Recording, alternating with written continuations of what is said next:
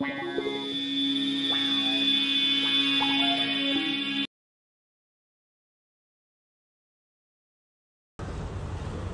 Madame la chef de mission du Fonds monétaire international,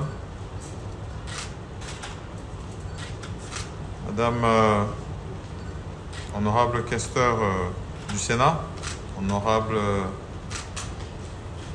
députés et sénateurs ici présents, messieurs les membres du gouvernement, monsieur le représentant pays du Fonds monétaire international, ainsi que sa délégation, mesdames et messieurs, en vos titres et qualités. Je voudrais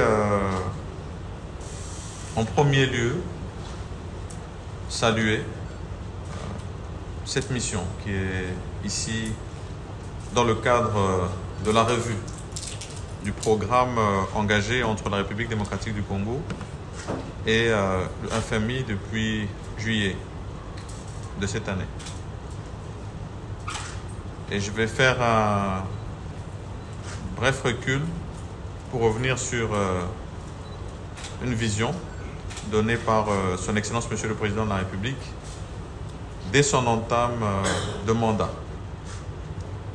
Vision axée sur la bonne gouvernance et le retour de la République démocratique du Congo en termes de crédibilité vis-à-vis des institutions internationales. Et donc, lorsque le gouvernement se met en place au mois d'avril de cette année, que nous sommes investis, nous avons la mission de poursuivre et de conclure les discussions engagées avec le FMI, et on l'a rappelé ici, interrompu depuis 2012. Et nous avions déjà félicité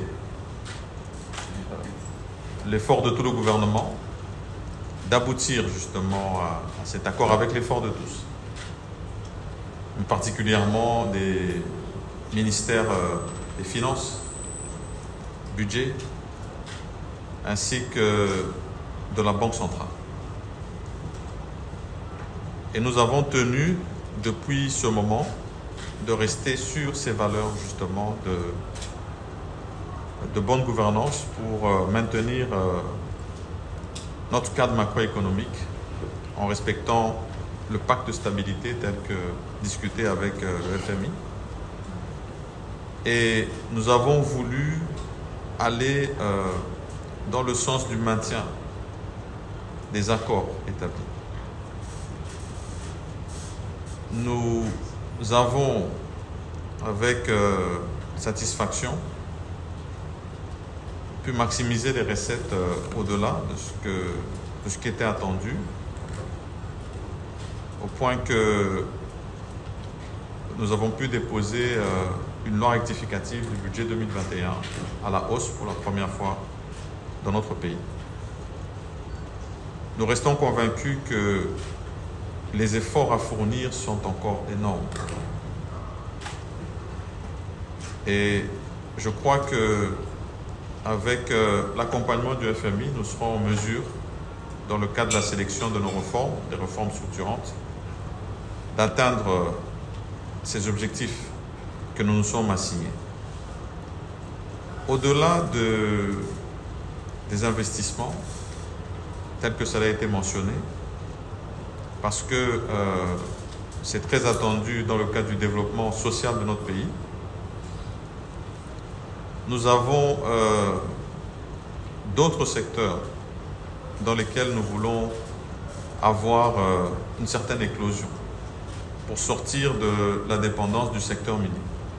On a parlé de l'amélioration de nos réserves de change qui jusque-là se sont bien comportées, et nous allons continuer à maintenir des efforts dans ce sens avec une politique responsable et je veux dire très disciplinée au niveau de la Banque centrale et du ministère des Finances. Mais c'est important aussi en termes de diversification de notre économie pour garantir cette réserve de change à long terme, que nous ayons les autres secteurs de développement, tels que définis d'ailleurs dans notre plan national directeur d'investissement. À côté de cela, nous avons ce besoin de stabilité de notre monnaie. Stabilité qui